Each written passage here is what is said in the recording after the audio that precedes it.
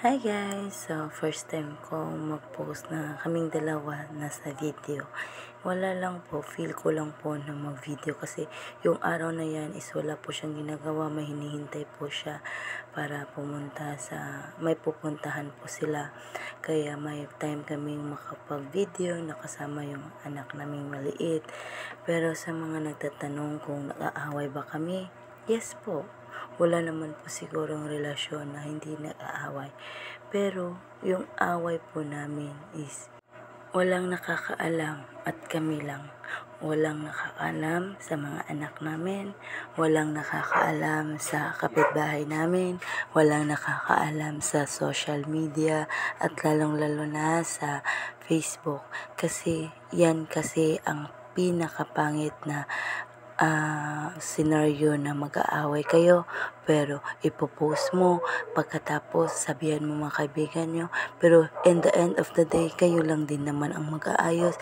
Lalong lalo na ngayon na sa mga edad namin is mas pinipili naming inaayos lahat-lahat na bagay para din po sa mga anak namin at mahal po namin ang isa't isa, hindi lang dahil sa mga anak namin, mahal po namin ang isa't isa. At magti 10 years na po kami this coming December. Din po namin akalain na ganun kami kahit kami nagtitigan. Oh, talaga? 10 years? Wow! Amazing, ganyang pagsasama is hindi po biro.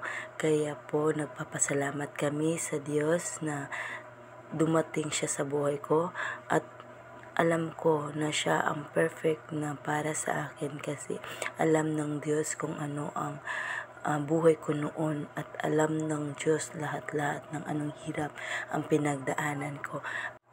At sobrang saya ko kasi sa sitwasyon ko ngayon is nandito ako sa peaceful ng pamumuhay kahit hindi naman perfect pero nandito ako sa masayang ang puso ko, ang buhay ko. Iba po ang pamumuhay mo pag kasama mo ang Diyos. Ginagawa mo ang lahat na kasama ang Diyos. Tinatawag mo siya. Ang lahat ng ginagawa natin dapat ilagay natin na sa Diyos natin i-address kasi siya ang nakakaalam sa lahat-lahat nating mga ginagawa dito sa mundo. Kung wala ang Diyos, wala tayo dito sa mundo. Kung wala ang Diyos, hindi tayo na magkakaganito. Ang totoong kaligayahan po ay nasa Diyos lamang po. Kaya po sana tayong lahat bigyan pa po tayo ng lakas ng loob.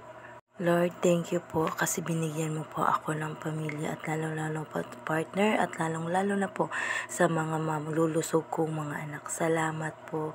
Huwag niyo lang po kami pababayaan lalong-lalo na po sa pang-araw-araw. Ikaw na po bahala sa amin. Ipapaubaya po namin ang buhay namin sa inyo po. Maraming salamat, Lord. Sa mga tumingin nito ng video, sana po pagpalain pa kayo ng Diyos and God bless po. Bye-bye po.